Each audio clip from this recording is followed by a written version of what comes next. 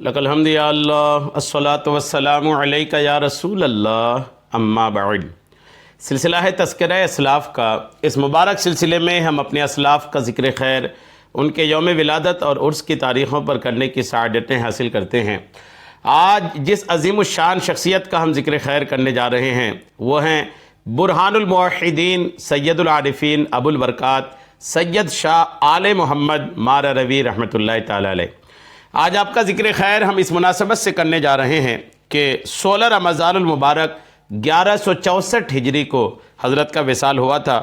16 رمضان آپ کے وصال کی تاریخ پر آپ کی بارگاہ میں خراج عقیدت پیش کرتے ہوئے یہ بیان اپنے ناظرین تک پہنچانے کی سعادتیں حاصل کر رہے ہیں۔ عرض ہے کہ اول تاخیر توجہ کے ساتھ سماعت فرمائیں۔ واضح کر دیں کہ حضرت کی یہ تاریخ وصال تاریخ خاندان برکات نامی کتاب کے صفحہ 18 میں یہ الحمدللہ لکھا ہے۔ تو آپ کے اسی تاریخ وصال پر آپ کی بارگاہ میں ہم خراج عقیدت پیش کر رہے ہیں اور ہم برکات ماریرہ نامی کتاب سے کچھ باتیں آپ کی سیرت پر پیش کرنے کی سعادتیں حاصل کر رہے ہیں۔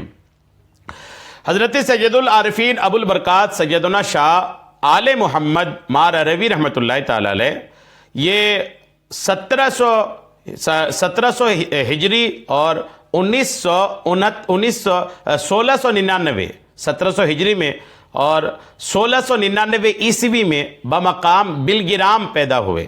بڑے صاحب تصرف اور صاحب باطن اور صاحب ریاضت تھے۔ حضرت نے اپنے والد ماجد قدس سرہ سے بیعت اور سند خلافت حاصل کی اور انہی کے حکم سے 12 برس کے لیے گوشہ نشینی اختیار کی۔ والد صاحب سے مرید ہوئے اور پھر والد صاحب نے حکم دیا اپنے بیٹے کو کہ 12 سال کے لیے گوشہ نشین ہو جائیں۔ اس گوشہ نشینی کے زمانے میں صرف جو کی ٹکیاں روزانہ حضرت کی غذا تھیں۔ اس گوشہ نشینی کو قریب 3 سال کے ہوئے تھے کہ ایک رات کو حضرت شاہ صاحب قدس سرہ نے حضرت بو علی شاہ قلندر کو عالم واقعہ میں یعنی ظاہری طور پر دیکھا کہ کھڑے ہیں اور فرماتے ہیں آل محمد مانگو کیا مانگتے ہو؟ اس کے جواب میں شاہ صاحب نے فرمایا کہ میں کچھ بھی نہیں مانگتا، میں جو کچھ مانگوں گا اور جو کچھ لوں گا وہ اپنے والد بزرگوار سے لوں گا، کیونکہ انہی کے ہاتھ میں میں نے اپنا ہاتھ دیا ہے، اب ان کے سوا دوسرے کا ہاتھ پکڑنا نہیں چاہتا۔ اس واقعے کی صبح کو حضرت پیر برکات صاحب قدس سرہ نے اپنے ہونہار بیٹے کو اپنے سامنے طلب کیا اور فرمایا کہ حضرت بو علی شاہ قلندر جو کچھ دیتے تھے کیوں نہیں لے لیا؟ جواب دیا کہ جو کچھ لوں گا وہ آپ سے لوں گا، آپ کے سوا دوسرے کا دست نگر کیوں ہوں؟ حضرت اس جواب سے بہت خوش ہوئے اور اپنے سعادت مند بیٹے کو گلے سے لگا لیا اور ارشاد فرمائے کہ ایسا ہی چاہیے، اپنے شیخ کے سوا کبھی دوسرے سے کچھ حاصل کرنے کی کوشش نہ کرے۔ میں تمہارے اس جواب سے بہت خوش ہوا اور جو کچھ 12 سال کی گوشہ نشینی کے بعد میں تم کو دینے والا تھا وہ میں تم کو آج ہی دے دیتا ہوں۔ سبحان اللہ۔ اس گوشہ نشینی سے باہر آؤ اور اللہ کی مخلوق کی ہدایت کی طرف متوجہ ہو۔ حضرت کے جملوں نے جو کچھ مقامات سلوک شاہ آل محمد صاحب کو طے کرا دیے اس کی نسبت خود شاہ صاحب قدس سرہ فرماتے ہیں کہ میرا دل ہی جانتا ہے، یعنی جو 12 سال میں حاصل ہونا تھا وہ الحمدللہ آپ کے پیر اور آپ کے والد خوش ہو کر کے الحمدللہ چند سالوں میں ہی عطا فرما دیا۔ پس حضرت گوشہ نشینی سے باہر آئے۔ اس 3 سالہ گوشہ نشینی میں حضرت کا رنگ پیلا پڑ گیا تھا اور ضعف و نقاہت یعنی کمزوری حد سے زیادہ بڑھ گئی تھی۔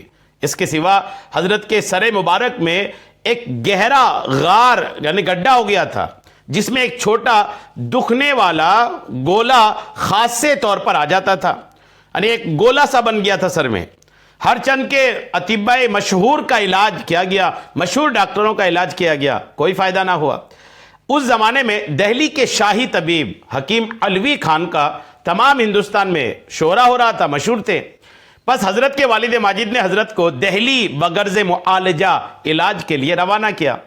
جب حکیم علوی خان کو آپ کی آمد کی خبر ہوئی وہ کئی کوس تک حضرت کے استقبال کے لیے دہلی سے باہر آئے۔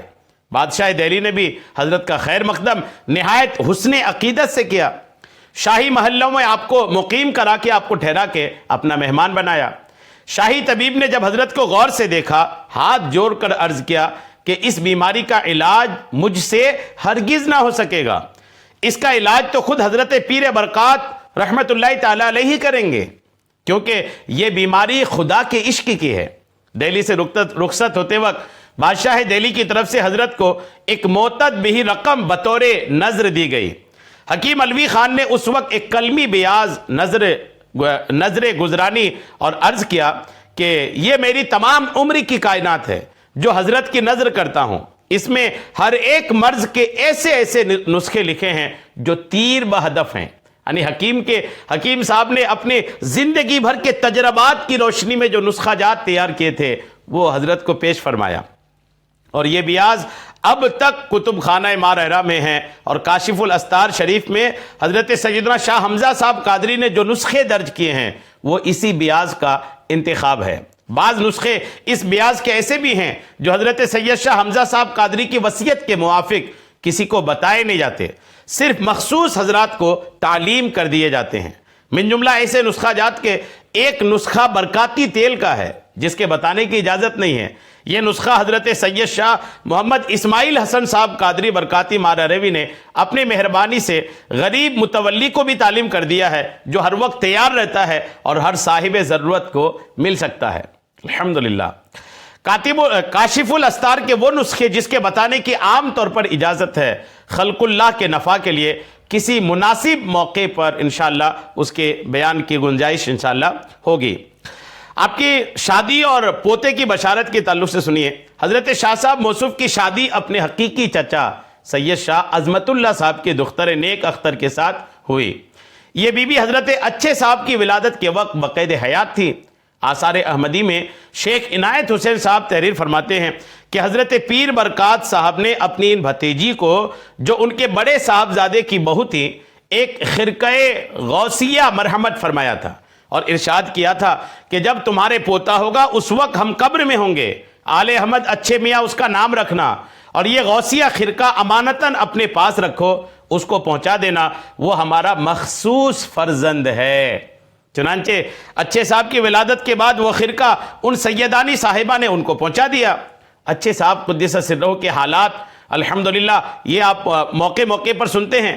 الحمدللہ آپ کے زمانہ ولایت میں نواب منصور علی خان صفدر جنگ نے نواب فرخ آباد پر چڑھائی کی حضرت کے زمانے میں۔ اسی فوج کشی میں والی لکھنؤ کے کچھ فیل لے کر، ہاتھی لے کر مارحرہ میں آئے، اور ایک درخت بیری کو جو قریب محلہ کمبو کے تھا کاٹنا چاہا۔ اس پر کمبو صاحبان نے منع کیا، وہ نہ مانے۔ آخر تک تکرار ہوئی اور نوبت مار پیٹ کی پہنچی۔ جب نواب صفدر جنگ کو اس واقعے کی اطلاع پہنچی، وہ آگ بگولا ہو گیا اور اس نے اپنی فوج کو مارحرہ لوٹ لینے کا حکم دے دیا۔ اس لوٹ کا اثر پیرزادوں کی بستی تک بھی پہنچا۔ حضرت قدس سرہ کو نواب لکھنؤ کی اس حرکت پر جلال آ گیا۔ آپ نے نواب موصوف کے لیے بددعا کی۔ نواب نصرت علی خان والی لکھنؤ کے ایک مصاحب خاص تھے، اور یہ نواب حضرت سید شاہ حمزہ صاحب کے سسرالیوں کے رشتہ دار تھے۔ انہوں نے اس واقعے سے مطلع ہو کر نواب صفدر جنگ سے عرض کیا کہ آپ نے یہ کیا غضب کیا جو ایسے اولیاء کاملین کی بستی کو لٹوا دیا۔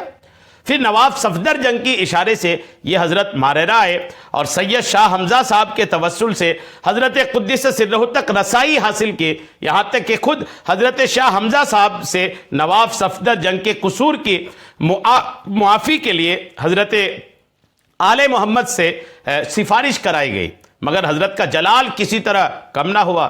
آپ نے ارشاد فرمایا کہ فقیر کا تیر کمان سے چھوٹ چکا ہے، وہ ضرور نشانے پر پہنچے گا۔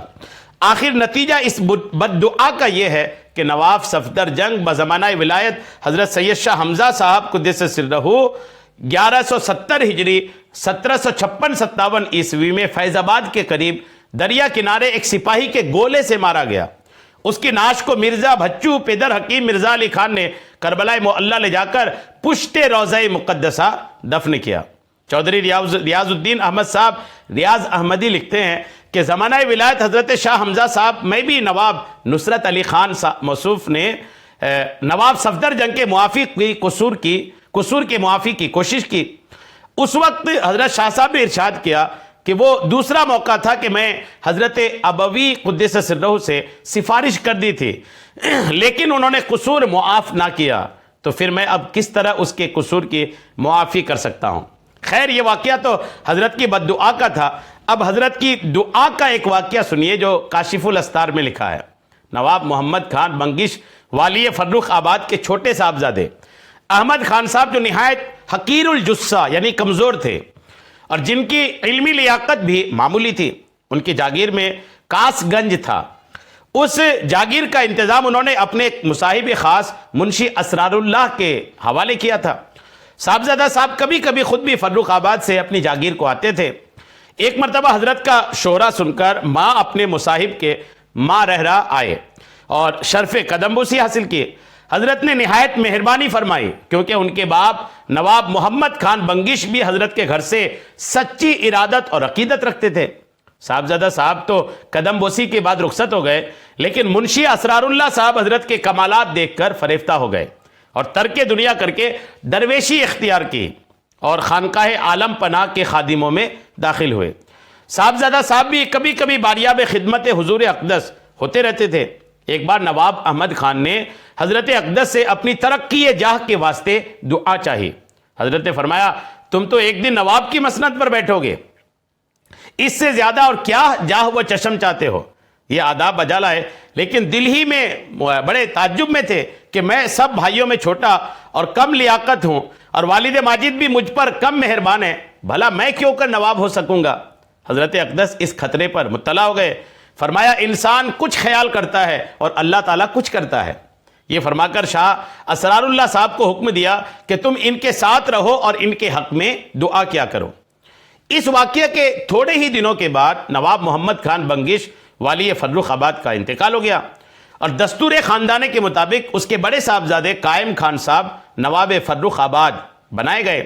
تب احمد خان نے حضور سے پھر عرض کی، جواب ملا کہ یہ تمہاری نوابی کا پیش خیمہ ہے۔ اسی زمانے میں نواب قائم خان اور نواب صفدر جنگ کے بیچ اس لڑائی کی چھیڑ چھاڑ ہو گئی جس کا تذکرہ ہوا ہے۔ اس لڑائی میں نواب قائم خان زخمی ہوئے اور نواب احمد خان دہلی میں نظر بند کیے گئے۔ وہاں سے کچھ عرصے کے بعد رہائی ہوئی، مگر اس وقت عارضۂ فالج میں مبتلا تھے۔ اسی حالت میں حاضر حضور ہوئے اور شرف قدم بوسی حاصل کیا۔ آپ نے فرمایا اب وقت تمہارے نواب ہونے کا بہت قریب آ چکا ہے۔ اسی دوران میں نواب احمد خان بنگش نے برکات نگر قصبہ ماررہ میں حضرت اقدس کے لیے ایک محل سرا اور ایک وسیع خانقاہ تعمیر کرائی۔ یہ خانقاہ وہی ہے جو اب سجادہ نشینی کا مکان کہلاتا ہے۔ البتہ سیدنا شاہ آل برکات سترے میاں صاحب قدس سرہ کے وصال کے بعد اس کی پہلی صورت و حالت میں کچھ تغیر و تبدل ہو گیا ہے۔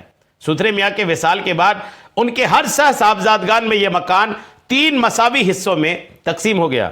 جانب صدر کے 2 حصے حضرت سیدنا شاہ اولاد رسول صاحب اور حضرت سیدنا شاہ غلام محی الدین صاحب قدس سرہما کے حصے میں گئے۔